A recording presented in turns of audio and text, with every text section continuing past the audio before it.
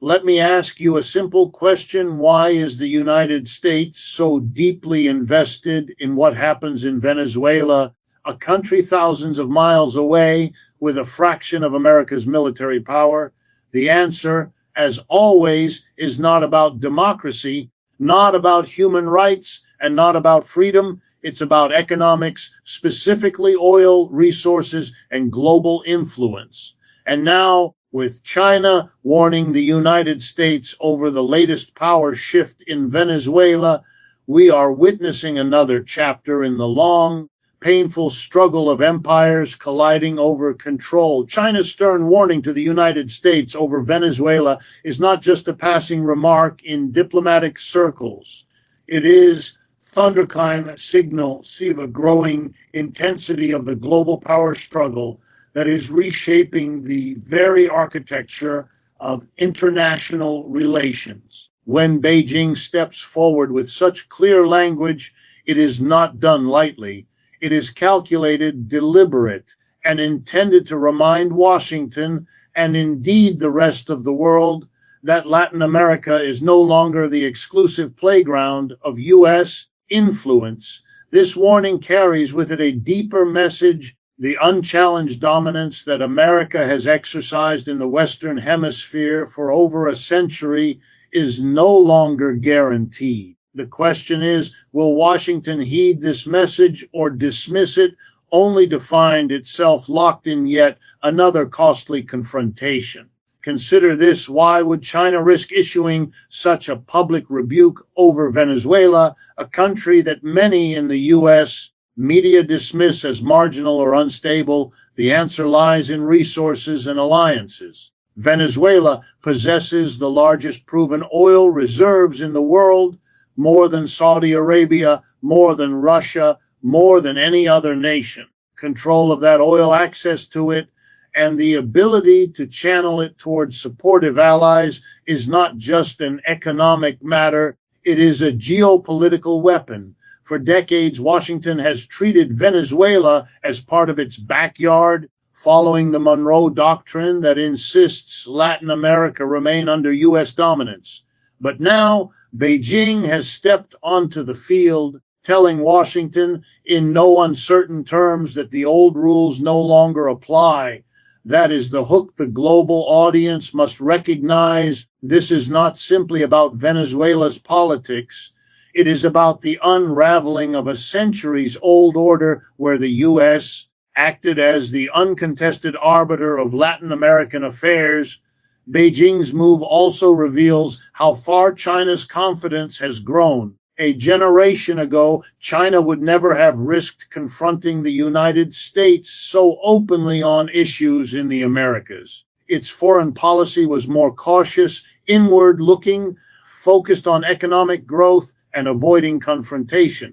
But today, China is the world's second largest economy, a creditor to dozens of developing nations, and a central player in global energy markets.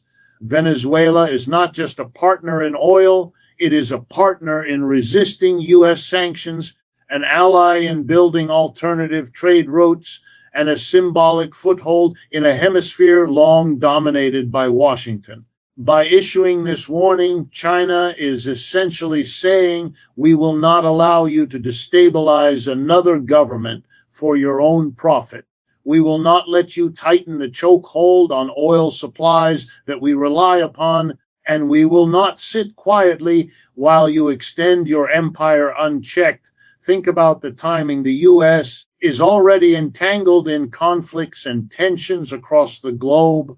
Russia in Ukraine, Israel in the Middle East, trade wars with China itself. Add Venezuela to the list, and Washington risks stretching itself thin, overexerting its military and economic influence in ways eerily reminiscent of empires in decline. China knows this. It knows the United States is vulnerable, both financially, with ballooning debt and inflationary pressures at home, and politically, with deep divisions tearing at its democratic fabric. By drawing a line in Venezuela, Beijing is choosing a moment when Washington is distracted and weakened. That is a strategic play a reminder that the new global order is being negotiated not in conference rooms, but in public warnings like these that reveal just how fragile U.S. hegemony has become.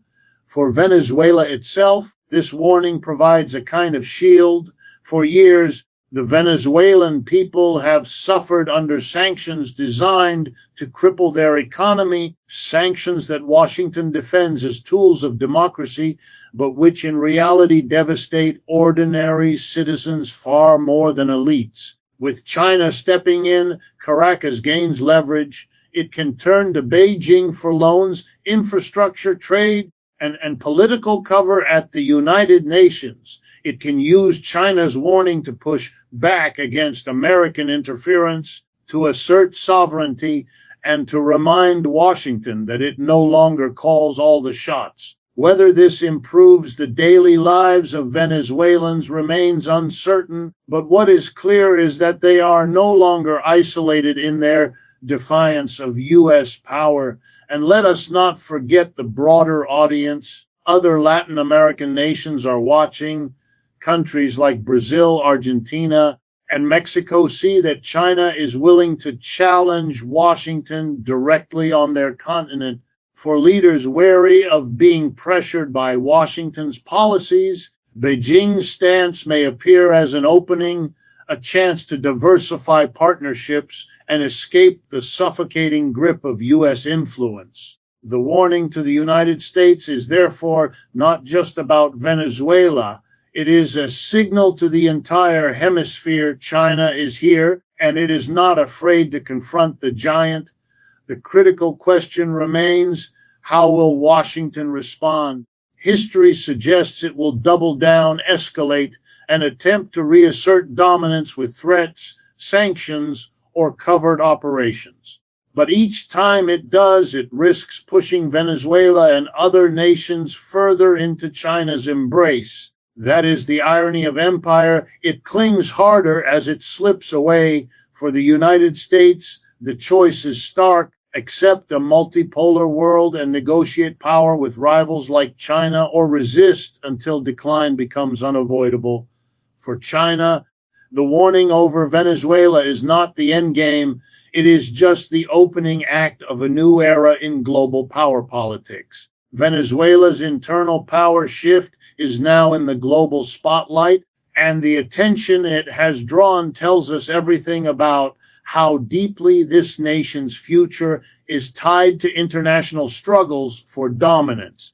At first glance, this might seem like a domestic matter, a government reshuffling, a shift in alliances, a recalibration of political forces inside Caracas, but nothing about Venezuela exists in isolation. Every political tremor inside its borders sends ripples far beyond Latin America, because Venezuela is not just another developing country. It is a nation sitting atop a geological treasure chest, a country whose natural resources make it a focal point for some of the world's most powerful players. When we hear about a power shift, the truth is it's not just Venezuelans who are affected. Washington and Beijing are listening carefully. Corporations and investors are recalculating their positions, and regional governments are adjusting their strategies. The hook is clear. Venezuela's internal politics have become a battleground where the stakes extend far beyond its own borders. Why does this matter so much? Oil. Venezuela holds the largest proven reserves of petroleum in the world, and that single fact makes every move inside Caracas consequential. If a power shift brings leaders more open to U.S. influence, that translates into oil contracts, strategic control, and another victory for multinational corporations aligned with Washington.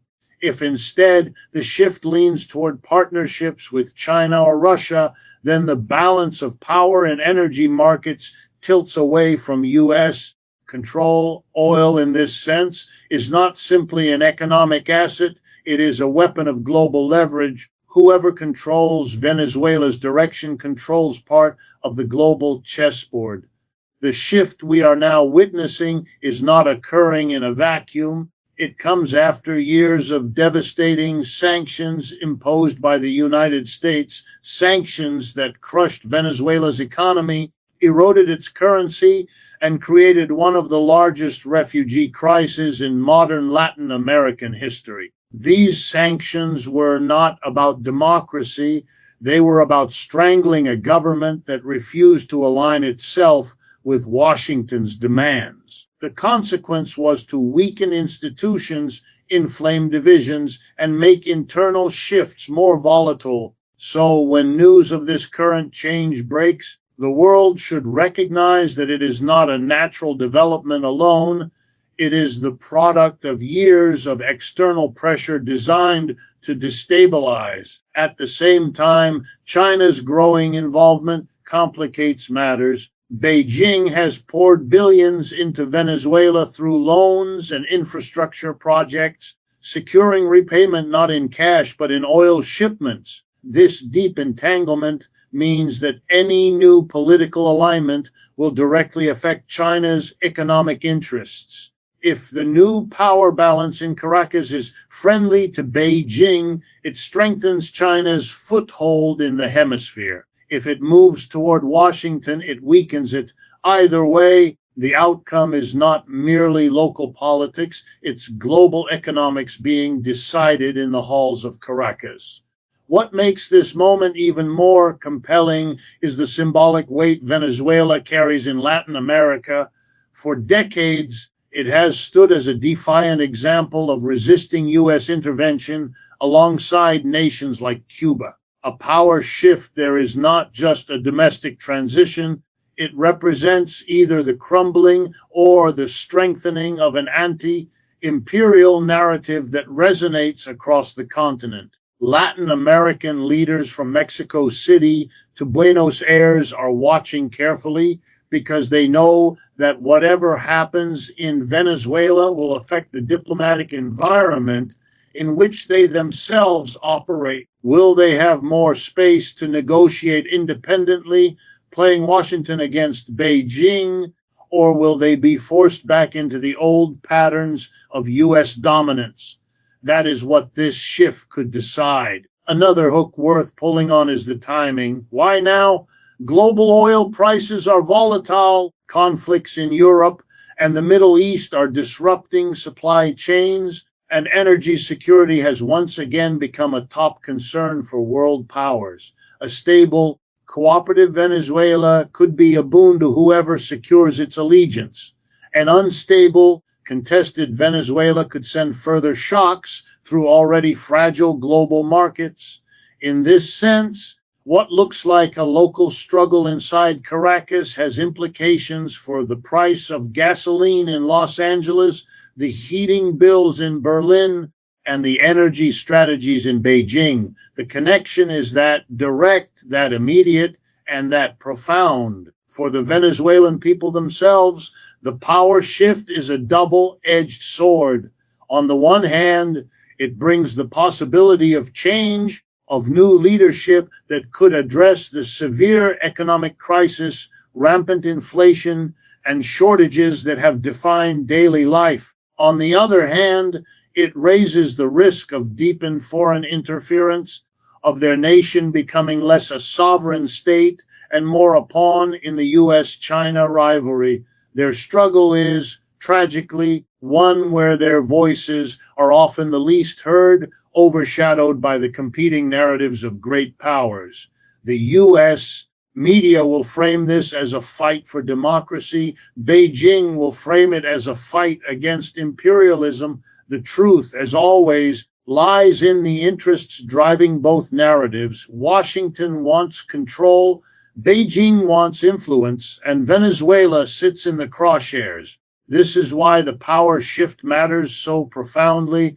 It is not just about who leads Venezuela, but about who holds leverage in the global order. At the heart of the Venezuelan crisis lies a reality that few in mainstream media will spell out. This is not fundamentally about democracy, human rights, or good governance. It is at its core about global interests colliding. who gets access to oil, who writes the rules of trade, and who commands influence in one of the most resource-rich corners of the world.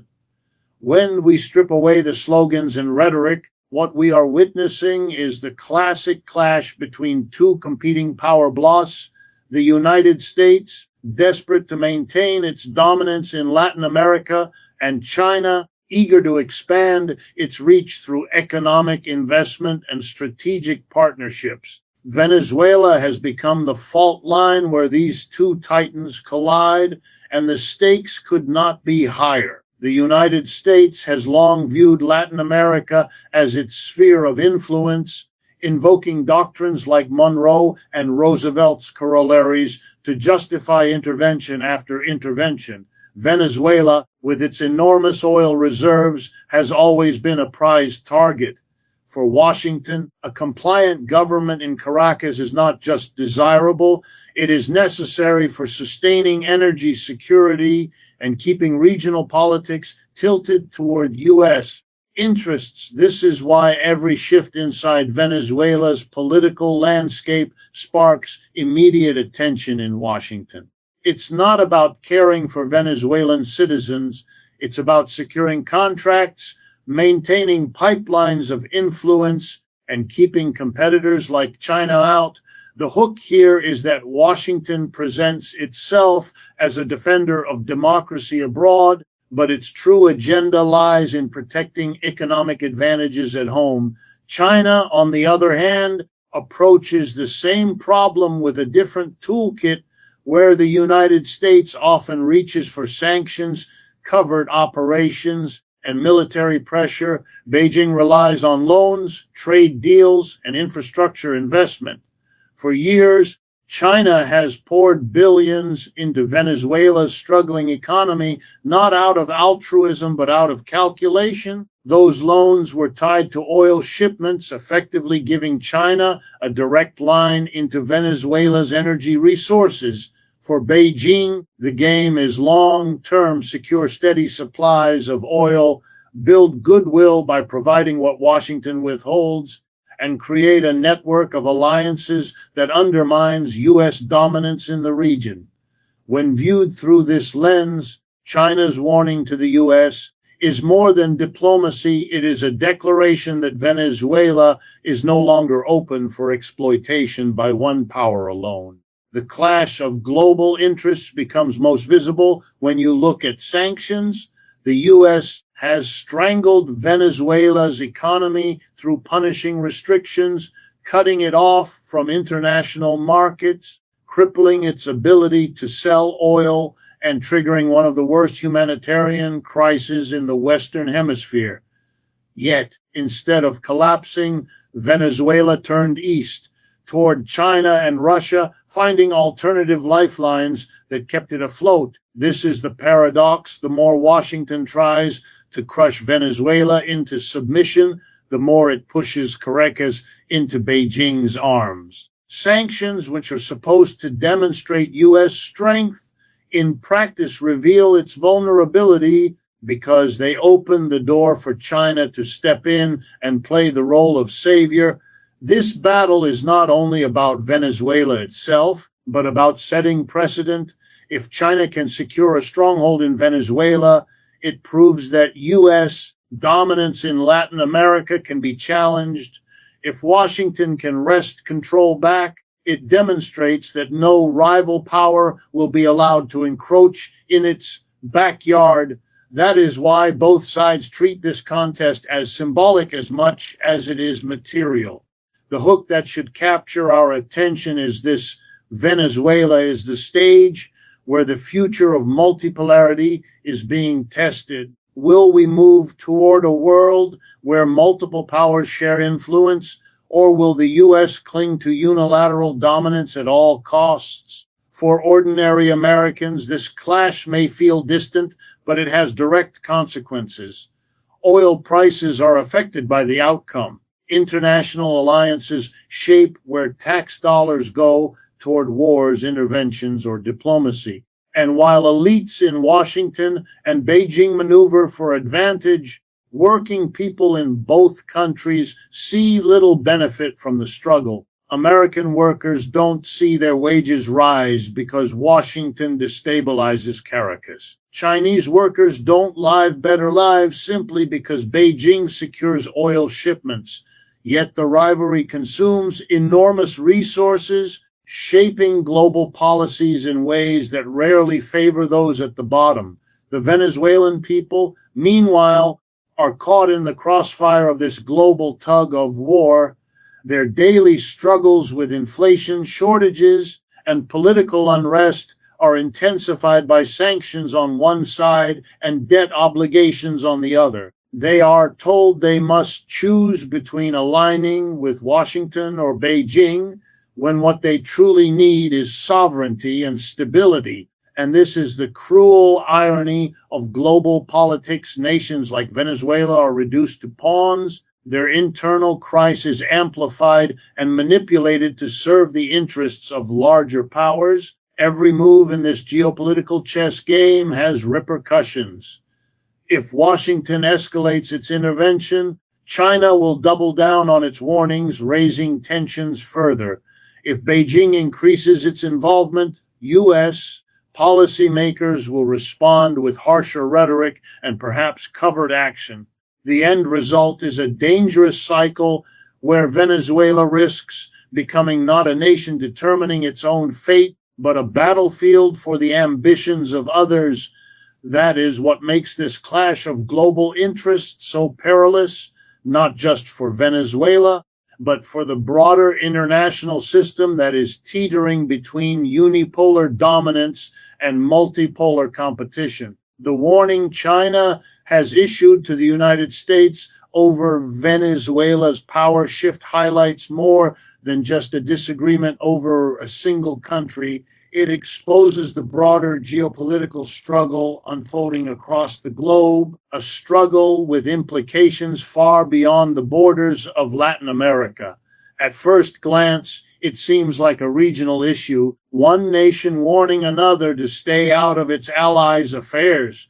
But if we look more closely, it is clear that this moment is part of a larger story, the slow but steady erosion of U.S. hegemony and the rise of a multipolar world where Washington no longer dictates terms without challenge. Venezuela, in this sense, has become a stage where global power dynamics are being tested, and the consequences of this test could reshape international politics for years to come. For more than a century, the United States has acted as the uncontested power in Latin America. Through coups, sanctions, and military interventions, it has ensured that governments in the region remain compliant with Washington's economic and political interests. But now, China is stepping in, not only with words, but with concrete investments, partnerships, and political support. This is a critical moment because China's warning is not just about Venezuela. It is about signaling to the United States that the era of uncontested dominance is over. The hook here is undeniable. The world is watching as two superpowers test each other's limits in a region long considered off limits to outside challengers. The implications for the region itself are enormous.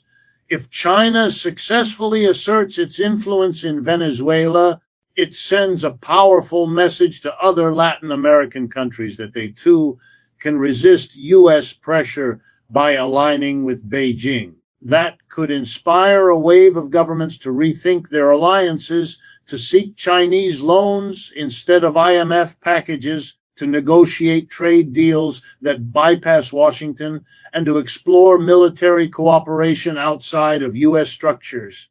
Each step in that direction chips away at U.S. power in the hemisphere, creating a domino effect that could fundamentally alter the balance of influence in the Americas. But the global consequences are even larger. This warning marks another flashpoint in the escalating rivalry between the U.S. and China, one that stretches from the South China Sea to Africa, from Central Asia to Latin America.